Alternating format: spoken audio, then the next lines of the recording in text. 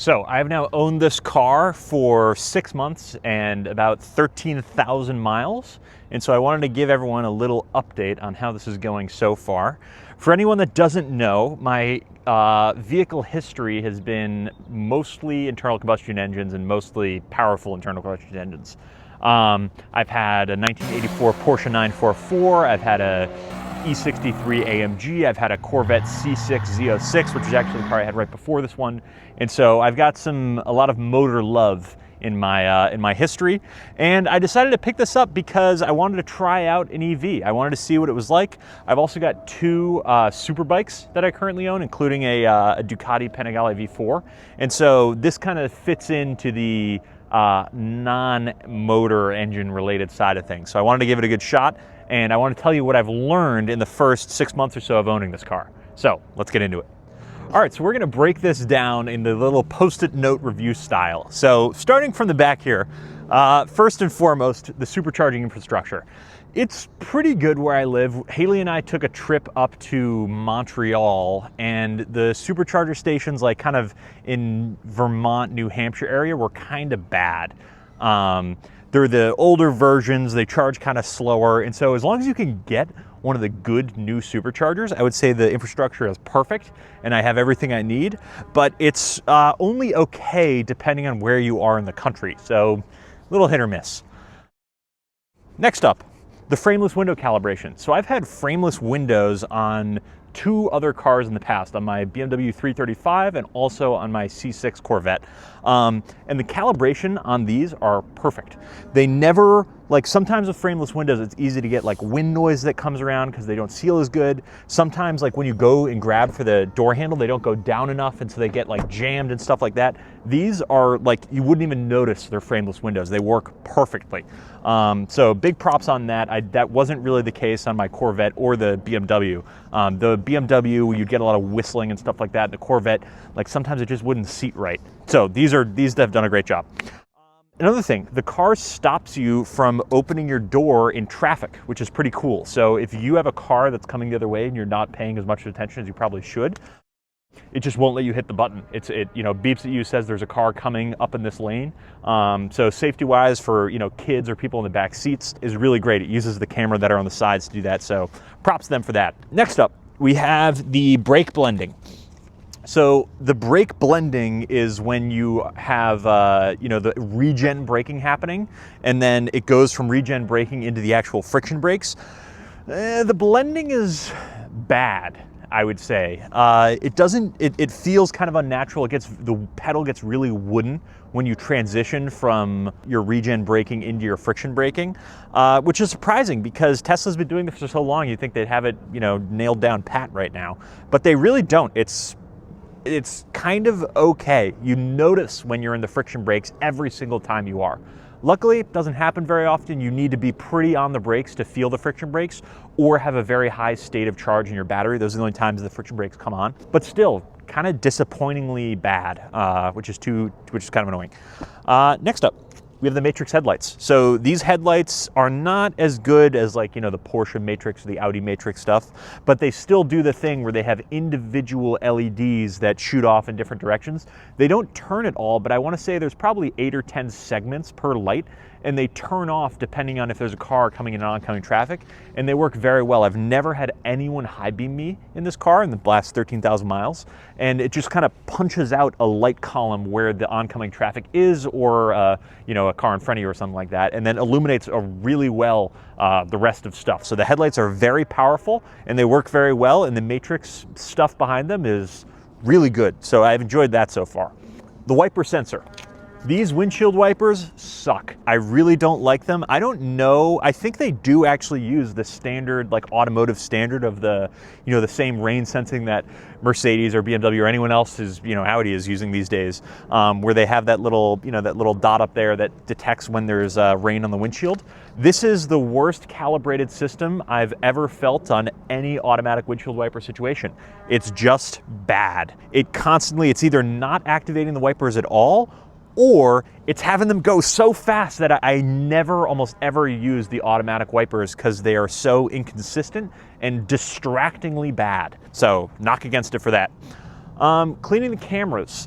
So I put this up here because that's the most annoying one, but you do have to keep the cameras kind of clean, especially if you use a lot of full self-driving, which I do. It's just a little annoying. The car limits its top speed that the full self-driving can do when the cameras are dirty or it senses inclement weather. And on top of that, there's a camera up here, and that camera is really hard to clean because you have to remove this plastic trim. Tesla wants you to take it to a service center to do that, which you definitely don't need to do. You can just pop it off. You just need to buy like a tool online for it. So that's kind of annoying, especially when the car's new. It like off gases all the stuff that's in the fake leather and all that, and fogs up there, and then you have to take it off to remove it. So kind of annoying, but that covers everything outside the car. It's been, you know, pretty normal. I mean, obviously this thing is basically the same as, you know, normal Model 3. So it's pretty regular traffic. So a lot of what I've said is going to apply to all of the, you know, Model 3s and stuff like that. But those are some of the standout functions. So now we're going to go to the inside and talk about on some of the good and bad that we see in there. So starting off with the interior stuff here, let's get right into it. The leather care. So white leather, it's not real leather. It's not super hard to take care of, but definitely is harder than black leather. And if I were ordering this again, I would probably go black leather. The white leather looks cool and brings like a nice lightness and airiness in the cabin, but it's kind of annoying to take care of. You have to keep it clean. You got to be careful with the stains and all that kind of stuff. So kind of annoying. Moving on. Speaking of the seats, the headrests on the back of the seats might as well be a brick. They are really hard and extremely uncomfortable. They're also like too far back, and they're not adjustable. So like you put your head back and your head's kind of like this, and then it's just like very hard. So it just bad. Luckily, Amazon has a solution for this. I got one of those little pillow things, which is the correct thickness. So like it needs like 4 more inches of thickness to work. Moving on. So inside the center console, there's a USB-C port. That USB-C port charges at like 60 watts, which is kind of crazy. So you could literally charge a laptop pretty quickly off of the little USB-C port that's inside the center console. Speaking of that, there's no other USB-C port in the front of the car, which is really annoying. I would thought they were gonna have some in the front or whatever, but the only USB-C port for the front of the car is inside the center console, and then the rear seats have 2. So like, what the hell? All right, moving on here. The airflow. So Tesla does the same thing that like Porsche does, where the airflow does not have actual vents. It's on the screen, and you dictate where the air comes out by drawing it around the screen. Works really bad. Honestly, I don't really even notice any difference when you change them between their, you know, maximum low, maximum high, maximum left, maximum right. They're just bad. It's poor design. It looks really good to have the airflow thing like be all this, you know, it looks cool, but it works really poorly. So bad job on that. Continue to get into it. So the assistants, there are 2 voice assistants. There's like the normal assistant for the car, which does basically every duty inside of the car, which is pretty cool. You can say turn on the heated seats, set the climate control to this, whatever. There's also Grok, which is also useful, and that's useful for the navigation. So you can say to Grok, you know, take me to my parents' house, take it, you know, stop by a Starbucks on the way, you know, whatever. So that's pretty helpful and pretty nice. But, you know, I'd say the assistants, you know, kind of cover the whole gamut. I wish it was just one assistant instead of being like the car's assistant and then Grok. If those could just be one and they could both do everything, that'd be helpful. But sometimes you pull up Grok and Grok can't do something, and so you got to pull up the other assistant. Same thing, sometimes you pull up the other assistant, it doesn't know how to do that, and so you got to pull up Grok instead. I wish it was just one thing, it would make more sense to me. Occasionally, the full self-driving does aggressive right lane passes. And although I can appreciate the gumption to pass someone on the right, it usually does not have enough gumption to like follow through with the pass, which is kind of annoying. And so, yeah, there are settings for adjusting like how aggressive the self-driving is, and they are constantly making updates to this, so it probably won't matter in a little bit, but it's just not great right now. The steering wheel, really good shape. Having driven a bunch of BMW cars, especially the M cars, they can be like unbelievably thick, like holding a bratwurst. This wheel is a good size, it's a good shape, and it's easy to hold, especially I tracked this car once, and it was pretty competent, and the steering wheel feels good. I definitely would not want the yoke. That seems like kind of a pain, and it would be hard to get used to, and it looks stupid, especially because there's no like screen here that the yoke is blocking. So I'm glad these still have the circular screen, works really well. The turn signal adjustment. Haley, you want to pull in here really quick? The turn signals are on the steering wheel itself, and it's, how do I explain this? The steering wheel, you know, obviously these controls, physically they work, right? When you press them, it does the thing. but they do auto canceling by using the cameras to detect what lane you're in. And sometimes I feel like it just keeps the turn signal on like 3 clicks too long. And so then I press it again to turn it off, and then it turns itself back on. It reminds me of the old BMW, where I guess they might even still be using them, the old BMW system where like it always returned to center. It's kind of infuriating like that, and I think BMW honestly did it better. So these turn signals are kind of annoying, and I wish it was just a stock. I know you can like retrofit a stock, and Tesla even sells one. I don't know if it's worth $500 to do that. I mean, this works just fine, but kind of annoying. On the steering wheel, there's a custom button that you can program. You can press and hold this left wheel and have that do an array of functions. I wish there were more functions that it could do. I have mine hooked to the driving modes, and you can also, I think, have it hooked to like the suspension settings because it's got magnetorheological suspension. But it's fine. I wish you could do more modes with it. Another thing that I think is great are the touch activated interior lights. So all of the LED lights that are on the inside of the car, they don't require you to actually like press and like click something. They're just activated with your finger. And so it feels very premium when you just glaze over it and it turns on the lights. It just feels nice. So they did a good job with that. That feels, upmarket for where you're sitting. There's also LED lights in these Highland models, which means that there's a LED light that goes all the way from the door, all the way around. It goes all the way across the dash, all the way across the other door. It's fine. You can like link it to the music. It has some like random things it can do that I honestly don't ever do. But I was recently driving an ID Buzz, which has the same style of lights, but they're sequential. And so like the lights can like have a wave that go across them while they're charging for charge status. And it hooks up to the navigation to show you when to turn left or right. Cool. I wish these lights were like that. Those lights were really cool, and these ones are less cool. So that's not great. But whatever. Did the 50-watt charger. The center console cup holders have crazy Gorilla Grip, and they will hold onto a can with such force that it's almost hard to get the can out, especially if it's empty. You're like, oh, it's gonna go everywhere. I don't know why. They're very rubbery. So they, the actual coefficient of friction of the rubber is quite high. And then they also press really hard on the thing that's in there, which just makes them grip, I don't know, 3 times harder than I say they should, in my opinion, they should grip. So whatever, kind of annoying. One thing that's even more annoying, the felt in the center console. So everything like these door pockets and all the pockets on the interior latches and stuff here and everything in here are felt lined. And I felt good felt before, but this felt comes off and gets everything that's inside the center console covered in like black dust. Quite annoying, but those are a lot of bad things. There is obviously some good things in here, but let's get into the really good stuff, which is actually behind the wheel of the car. Now we're in. So I'm going to turn this climate off because it doesn't get too loud on us. First thing is first, heated and cooled seats.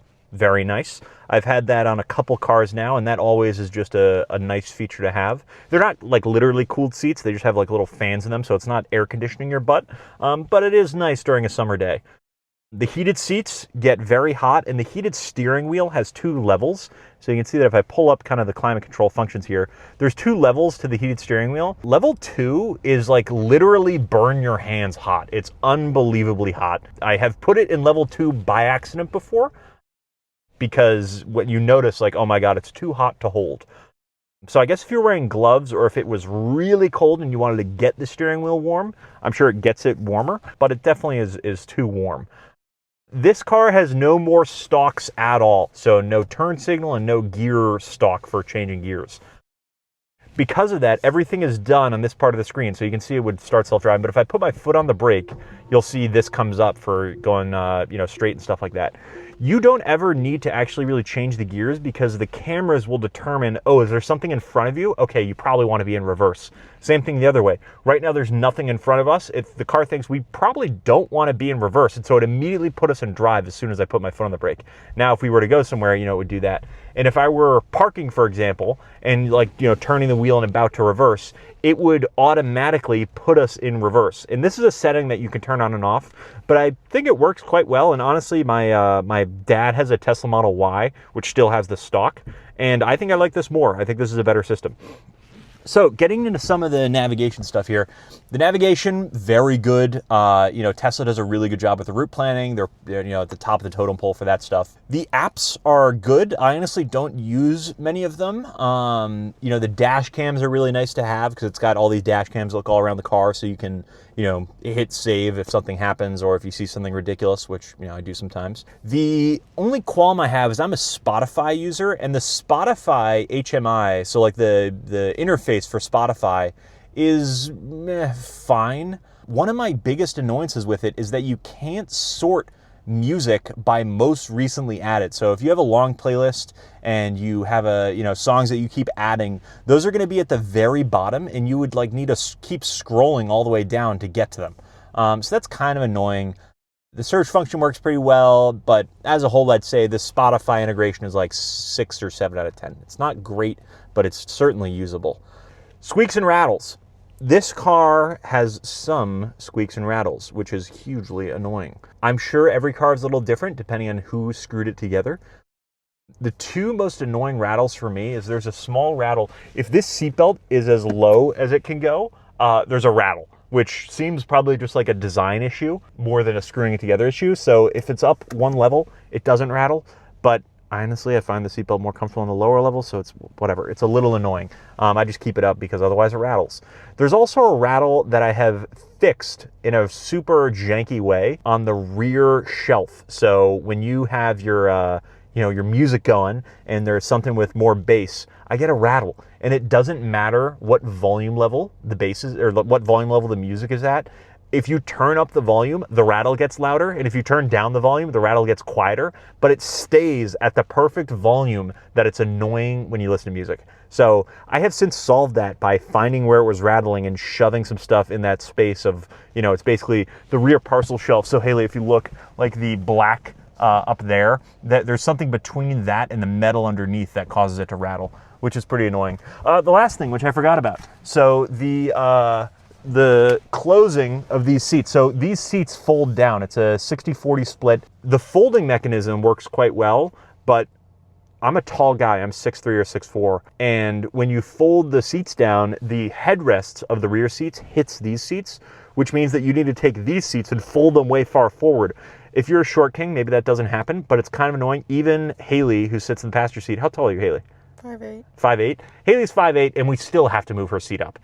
So it's kind of annoying. I've had that in a few other cars, but like on my previous Mercedes E63 I had, like an E-Class, large sedan, that didn't really happen. I'm sure it's just because this car's a little bit smaller. Maybe it's because of how the headrests are designed. Kind of annoying, whatever. So just to finish this video off, dynamically, the car is pretty good. I've had, several cars that have been impressive dynamically. My C6 Z06 was track prepped and on slicks. The E63 was a great driving car.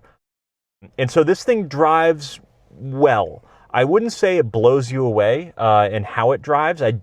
People are like, oh my God, it's like, it's better than an M3.